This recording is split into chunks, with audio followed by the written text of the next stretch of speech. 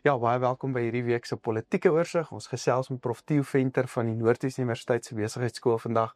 En hier is baie interessante onderwerpe wat ons gaan uitpak vandag. Baie welkom Prof. Ons sien uit om te hoor wat Prof sê. Ja, is lekker vir my om saam met julle te gesels.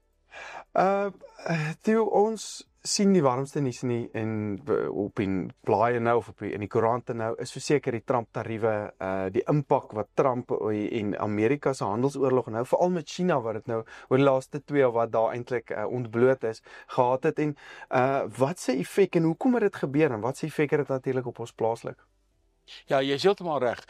As 'n Suid-Afrikaner is daar eintlik 2 probleme wat nou op 'n manier aan mekaar verbind is, maar ook nie. En kom ons haal hulle uit mekaar uit. Die een probleem is natuurlik die regering van nasionale eenheid in ons geval, en aan die ander kant Amerika met sy amper toksiese tariewe. Giftig, dit maak seer. Sit aan die ander kant, maar die goed beïnvloed mekaar. Maar kom ons praat net eers oor tariewe. Donald Trump het al in sy veldtog gesê voor hy president was, dat hy beskou tariewe as waarskynlik die belangrikste instrument in buitelandse beleid. En wat hy daarmee bedoel, is dat lande wat hy voel, hulle handel met Amerika nie voordelig is nie, gaan hy absoluut tariewe instel. Hy het die belofte gemaak. Toe hy op die 2 April kom, met tariewe van tot so hoog as 50% in die geval van Lesotho, 31% in Suid-Afrika se geval, en hy sê vir mense, ek gaan nou hierdie tariewe van toepassing maak, maar as julle gaan terugslaan, die Engelse woord retaliate, dan moet julle weet, ek gaan dit verdubbel. So hy het gedreig. Die ouens was 'n bietjie huilerig daaroor, Europa, maar die Chinese het onmiddellik geretaliate. En wat doen Trump? Hy verdubbel die tariewe op China. En China gaan en hy verdubbel die tariewe op Amerika. Nou sit jy met 'n situasie waar ons in 'n wêreldwye handelsoorlog is. Die Engelse woorde trade war. En ons weet, handelsoorloë eindig altyd baie hartseer. Want ek en jy as gebruikers betaal daarvoor. Hier's 'n politieke spel aan die gang, en ons betaal daarvoor. Maar kom ons kyk 'n bietjie, voor ons na individuele lande kyk, kom ons kyk net na Amerika en China. Amerika se blootstelling aan internasionale handel is so omtrent 26% van hulle bruto nasionale produk. China se blootstelling is 40%. So die Chinese is baie meer afhanklik van 'n stabiele handelswêreld as wat die Amerikaners is. As jy die Amerikaanse afhanklikheid van net die invoerkomponent, nie die uitvoerkomponent nie, die invoerkomponent, met ander woorde wat Amerika inbring, is dit maar 14% van sy bruto nasionale produk. So die Amerikaners is op 'n manier in 'n beter posisie om 'n handelsoorlog af te kondig en dalk op 'n manier te volhou as wat die Chinese is. Die Chinese ekonomie moet groei teen 5% per jaar om China se bedryf aan die gang te hou. Wat wil Donald Trump hê? Hoekom wil hy tariewe hê? Donald Trump het hierdie idee dat hy vervaardiging terug wil bring Amerika toe. Nou weet ons oor die laaste 20 jaar het vervaardiging uit Amerika uit pad gegee. Sekere komponente van karre word in Mexico gemaak, ander in Kanada, ander in Duitsland, in Suid-Afrika word Ford gemaak, reg oor die wêreld. Hy lewe in 'n wêreld waar hy dink al hierdie goed kan weer in Amerika gemaak word, sodat daar werk geskep kan word. Ek dink hy lewe in 'n droom wat dit aanbetref. As jy wil vervaardiging terugbring Amerika toe, dan moet jy al 5 of 10 jaar gelede begin het daarmee, nie nou met tariewe nie. As ons na die Chinese situasie kyk, dan sien hulle het in 'n behuisingsborrel betrokke. Die Chinese ekonomie lyk nie goed nie. Veral na COVID en beperking wat hulle gehad het. Hulle het huise gebou, hulle het woonstelle gebou, hulle het geboue gebou waar daar nie eens mense is nie. Wat hulle nou doen, hulle bou nou fabrieke langs die dorpe waar daar nog nie mense is nie. So hulle het nou alreeds fabriekspasie beskikbaar om vervaardiging nog verder te vat. Dit het Amerika nie. So waar ons op hierdie stadium staan, en dis hoekom die markte, dink ek, so skerp gereageer het. toe Trump nou uiteindelik sy afkondigings maak, en ons sien hoe val die markte, en hy kom 'n week later op die 9de, en hy sê, wag, nie volledig soos wat ek gedoen het nie, nou net 10% reg oor die bank, almal 10%, plus 25% as jy yster en staal nos verkoop, en plus 1 of 2 ander kleiner goedjies. Toe het die markte weer onmiddellik opgetel, en die volgende dag weer gesak, want dit gaan oor hoe die volhoubaarheid van hierdie sanksie en hierdie heffing, want dis eintlik, ek noem dit nou sanksies, maar tariewe en heffings is in 'n sekere manier ook sanksies. Ek wil miskien net 'n kort puntjie maak, want dit sien ek in die koerante ook. Waarom is daar geen melding van Rusland nie? Ja, dis baie stil. Ja, dis nie omdat Rusland skielik 'n groot vriend van Trump is nie, maar die Amerikaanse handel met Rusland is 0, vanweë die sanksies op Rusland as gevolg van die Oekraïne. So daar is nie, maar Rusland gaan in die spel kom met olie, en soos wat die situasie ontdooi tussen Rusland, Amerika en die Oekraïne op pad na vrede toe, gaan Rusland in die spel kom, maar nie nou al nie. So ons is nou eintlik op die punt waar die res van die wêreld in onsekerheid sit oor wat is die volgende stap. Ja, so ons het gesien ook dat veral in tye van hierdie onsekerheid dat ons dalk bietjie kan diversifiseer, dat ons na ander markte toe kan uitvoer met van hierdie markte wat dan toe gaan. En ons het dit dan, soos jy ook nou gereg genoem het, met die makadamias gesien, en kan landbouprodukte nie dalk makliker aanpas, wys so verandering nie, omdat dit half meer generiese produkte is natuurlik, in vergelyking met, kom sê, motorparte of sulke tipe goed. Nou, jy sal onthou in die begin het ek gesê, daar's 2 warm temas, die een is die R&E, en die ander een is tariewe. Nou, hier by landbou kom hulle nou weer by mekaar uit. Vir landbou, om daai geleenthede te benut, het jy 'n minister nodig, wat oopkop genoeg is, om te kan sien, dat regering tot regering onderhandelinge, soos wat die goed maar gewoonlik werk, en dan uiteindelik kom jou landbouorganisasies en Agbus en almal by, om die goed aan mekaar te sit. Dis baie belangrik, en ek dink dit maak verskriklik baie sin, om iemand soos John Steenhuisen, wat nou net begin leer het, hoe landbou werk, om hom te kry in hierdie proses om nuwe markte te open. Nou weet ek, die ouens is baie dinamies, hulle is wakker, maar ons gaan beslis moet kyk, en daar gaan 'n periode kom, waar die hoenderouens is byvoorbeeld nou eintlik in 'n gelukkige posisie, want die Amerikaners kla dat ons tariewe op hulle hoenders sit. Dit is waar, 60% tariewe, want hulle voer hoender uit na ons toe wat hulle nie gebruik nie. Hulle damp eintlik. Hulle kan dit nou net verniet eintlik vir ons aangegee. Ja, hulle damp hoender op Suid-Afrika, en nou word dit nou beskou as hoenderuitvoere. So hier is 'n baie komplekse omgewing, en 'n mens moet nou wakker loop in hierdie periode van tariewe, en nou hier kom die groot stuk onsekerheid. Dis hoekom ek aan die begin die woordjie toksiese onsekerheid gebruik het. Trump het nou gesê hy hef alles op vir 90 dae, 3 maande, om te kyk hoe dit werk, om nou vir die ouens kans te gee om te onderhandel. En dan mag dit dalk weer teruggaan na die ou getalle wat hy genoem het. So hierdie onsekerheid, dit beteken dat manne moet nou vinnig beweeg, om hierdie onsekerheid te probeer bestuur. My vraag is, en ons het dit al 2-3 keer gesien eintlik, gaan Trump nie hard in, as ek dit so kan noem, en dan trek hy terug om eintlik te kry wat hy wou gehad het nie. Ja, dis so hy skok, en dan bring hy amper 'n bietjie terug nie. Dit is so, maar wat moeilik is van Trump, is wanneer is hy besig om jou eintlik in 'n lokval te lei met hierdie soort besigheidstransaksie, wanneer is hy ernstig, en wanneer is dit sommer net 'n aandik van die situasie. Ja. Jy weet nie. En dit is wat Trump so moeilik maak om te lees. Partykeer is hy doodernstig. Byvoorbeeld, die wetgewing oor Suid-Afrika wat nou in die Amerikaanse Huis van Verteenwoordigers ingevoer word. Steun die Withuis dit? Of is dit 'n klomp politici wat dit probeer invoer omdat Trump nou 'n lekker omgewing daarvoor maak? Ons weet nie, en daarom is die enigste manier is jou vlakke van kundigheid, jou wakkerloop moet nou op sy hoogste wees. En met Trump sal ek nie maklik kanse vat nie. Met Trump sal ek net soos in 'n besigheidstransaksie baie wakker loop, want dit kan net wees dat hy ernstig is met wat hy sê. Maar in die meeste gevalle is dit maar 'n tipiese besigheidsmanier waar hy dreig, en dan kyk hy, wat doen jy?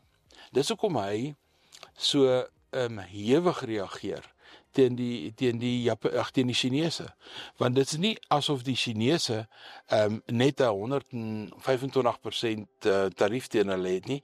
Daai tarief is 125% plus 'n 20% wat reeds van tevore geldig was, so dis 145.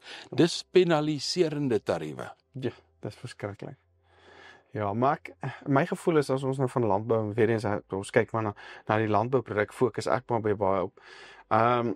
Hierdie, sê ons die wêreld 'n verkoue kry, dan, of as die wêreld nie, dan kry ons 'n verkoue, en dit is wat jy ook nou gesê het, maar ons kan dalk aan 'n markte nou gaan, hoe kan ek sê, nuwe markte gaan, wat geleenthede vir ons kan skep, maar dit gaan net wenig teenoor pryse wees nie. Dit gaan nog steeds half teen 'n laer prys wees. So ons gaan moet aanpas as 'n landomgewing. Maar dit genoem, kom ons beweeg gou 'n bietjie oor na die ander brandpunt nou, die ander warm topik. Ek weet, hierdie is nou Vrydag waar dit nou opgeneem word. Ek weet, en Saterdag gaan die DA en die ANC nou sit. En hulle gaan nou onderhandel met die RNE, en dit het 'n groot impak addisioneel op ons wisselkoers ook gehad.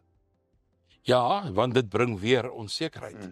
En so ons wisselkoers kry nou klappe van internasionaal en van nasionaal. Die RNE het 'n geweldige optimistiese era in Suid-Afrika ingelei verlede jaar, na die verkiesing. Die begroting het gewys hoe die RNE nog moet ontwikkel, dat daar is nog baie ontwikkelinge om plaas te vind. En op hierdie stadium is die geveg dat die ANC het gegaan buite die raamwerk van die RNE, hy het steun gaan werf, die begrotingsraamwerk is goedgekeur, maar daar is nog 3 hekkies wat die begroting moet oorkom, voordat die begroting gefinaliseer is. Die volgende gedeelte wat nou goedgekeur moet word, is die sogenaamde toedeling, in Engels die appropriations bill. Wie kry wat? Dis maar eintlik wat dit is. En ek dink die DA se besluit is hulle bly binne die RNE tot hulle uitgeskop word, maar hulle gaan nie self uittreë nie. Hulle gaan dus nie die fout maak wat F.W. de Klerk 30 jaar gelede gemaak het, toe hy sommer net sy goed gevat en geloop het. Want as jy jou goed vat en loop, het jy nie meer insaag nie, het jy nie meer betrokkenheid nie. Die DA kla dat die ANC te veel goed monopoliseer. Daar's 4 goed wat hy monopoliseer op die oomblik. Buitelandse beleid. Hy gaan dit nie kan aanhou doen nie. Hy gaan meer politieke partye moet betrek by die vorming van buitelandse beleid. Die begroting, finansies. Die DA sê hy is nie betrek nie, maar tog het die DA adjunkminister van finansies. Het hulle hom dan glad nie gebruik nie, of wat weet ons nie? So ek is daaroor 'n bietjie twyfelagtig. Die militêre gedeelte het die ANC ook gemonopoliseer. Hulle het wel vir Bantu hulle MISA aangetrek, maar die DA het nie eintlik veel seggenskap in die militêre storie nie. So ek dink die gesprek môre, dis wat die begroting eintlik veroorsaak het, môre kan die ANC en die DA nou uiteindelik op die punt kom waar hulle sê, watter deel kan ons doen en watter deel kan julle doen? Ek dink die DA het in beginsel besluit om 'n 0,5% verhoging van BTW van 15 na 15,5 te ondersteun. Ek dink daai geveg is nou afgehandel. Ja. En ons weet ook dat Action SA 'n toetsdop as hulle dink die parlement moet dit goedkeur. Die minister in terme van die grondwet het dit klaar goedgekeur. Dis hoekom ons almal al briewe gekry het. Dit is mense al gekry, ja. Dis eintlik 'n gegewe. Ja. Die groot leemte in die regering van nasionale eenheid is die geskilbeslegtingsmeganisme. Dit sit op die verkeerde plek. Okay. Op die oomblik gebruik ons dit wanneer wetgewing geteken word en een van die partye is nie gelukkig daarmee nie, soos die onteieningswet. Nou betrek hulle die onteieningswet by die begroting, hulle betrek Bella by die begroting en nou is almal kwaad vir mekaar. Die geskilbeslegtingsmeganisme moet op 'n laer vlak sit. Dit moet op 'n punt sit waar die politieke partye met mekaar praat voordat wetgewing deur die parlement gevoer word. So eintlik neem jy As een stem parlement te gaan. exactly, want hulle is die regering Ja. van nasionale eenheid. So die parlementêre gesprekke word dan eintlik 'n praathuis, want die multilaterale gesprek het op 'n ander vlak plaasgevind agter geslote deure. Dis wat hier by ons moet gebeur. Want as jy 'n politisie 'n oop platform gee, gaan hy dit gebruik. Mark my words. Dis wat hulle doen. Ja. Dis wat hulle doen. As jy dit agter geslote deure het, en jy sê goed, hier is die beginsels, dis wat ons gaan doen, dis ons wat en nou kan jy dit beïnvloed. Dan gaan jy parlement toe. Dan kan jy jou praatjies praat, maar jy weet jy het eintlik 'n ooreenkoms. En dit is hoe koalisieregerings in ander lande werk. Daar is so 'n geskilbeslegtings fasiliteit op 'n laer vlak eerder as op die R&E vlak. Ja. Sjoe, ja, dit skep baie onsekerheid natuurlik by ons. Jy het ook nou vroeër genoem van die onteieningswet. Ja. Dis vir ons as landbouers natuurlik baie belangrik, een van die grootste knelpunte of kwesspunte vir ons. Jy het gesê dit kom nou weer 'n bietjie terug in die Ja.